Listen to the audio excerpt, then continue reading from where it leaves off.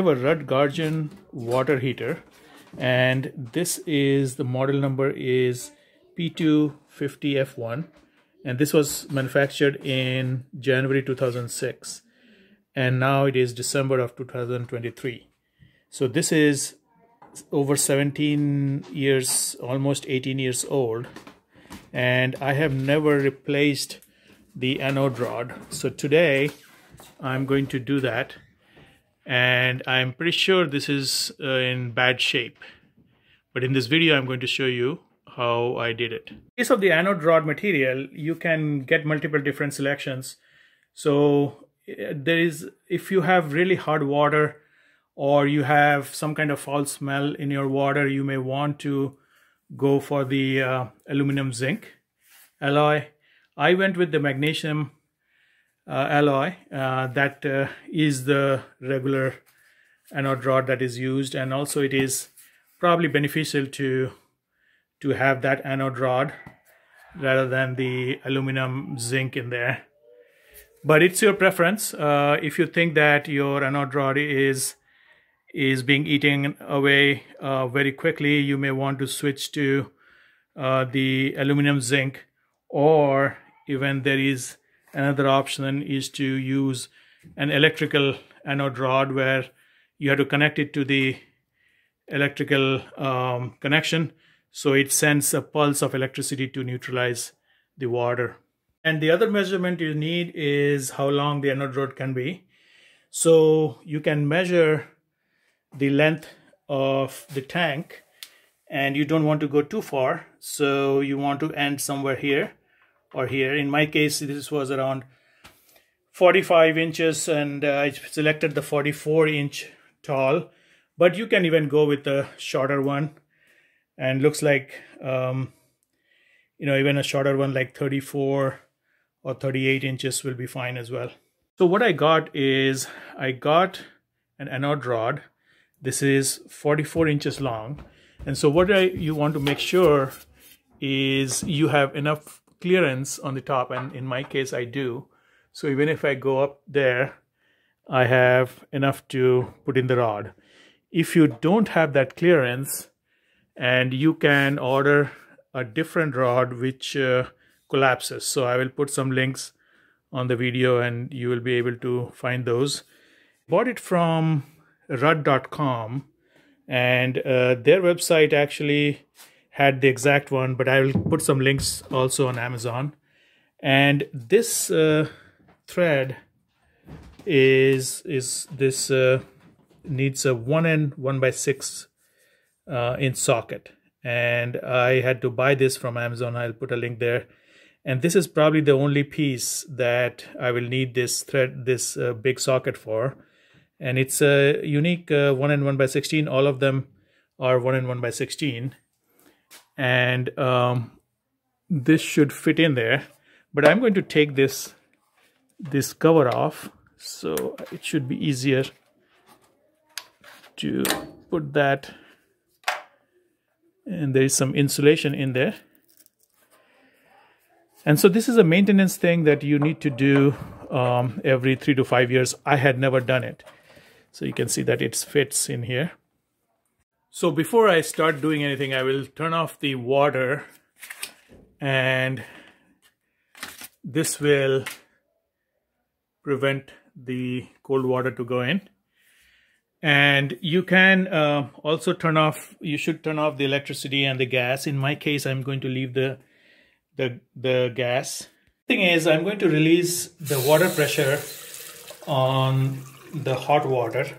So let the water come out, and especially if your tank is in the basement, you want to open one of the basement faucets. So let the water pressure reduce.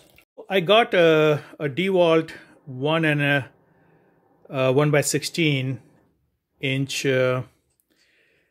socket. So this is actually an impact socket, and I'll put a link on my video. And this was around $13 plus taxes. And I chose the impact socket because I know it will be very difficult to get it out.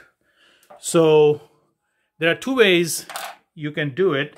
Is these sockets are pretty big, and they take a half-inch.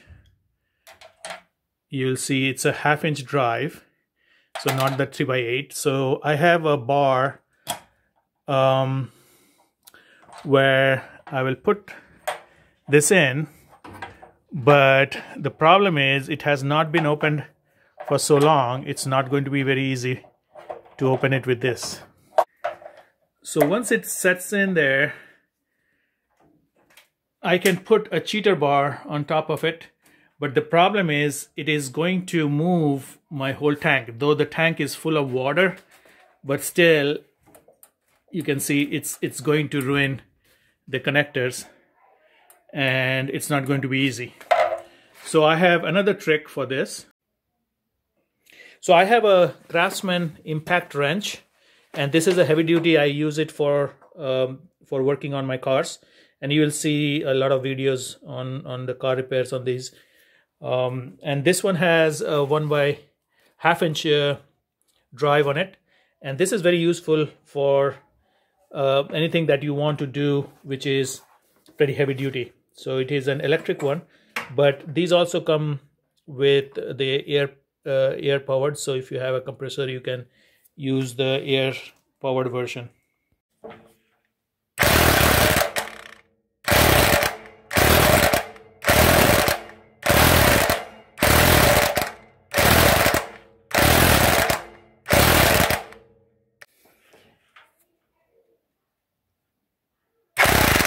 So finally it broke loose. It was very tight, and if you try to do it with a breaker bar, it will be very difficult.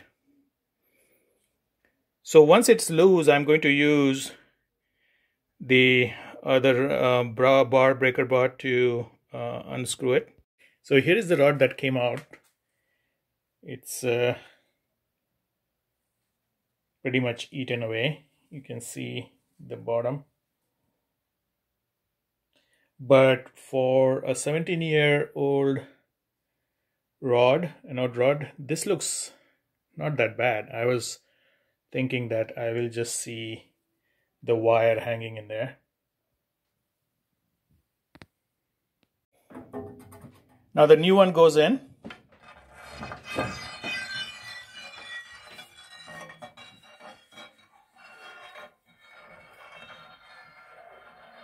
And I picked the 44-inch, and it did go in all the way. So I'm going to put a little bit of tape on it and then put this in. Bit of tape. It should actually make contact with the once it goes in, because it needs to have contact with the metal. But a little bit of tape is required, and I'm going to start tightening it.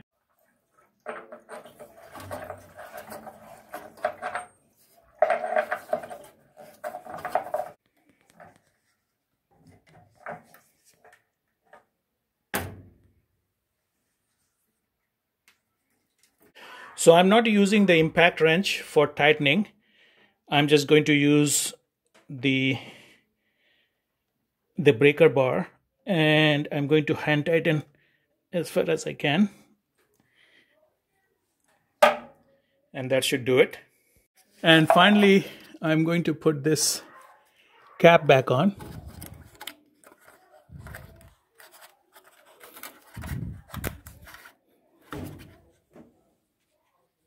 And that's to it. And I'm going to turn the water back on here.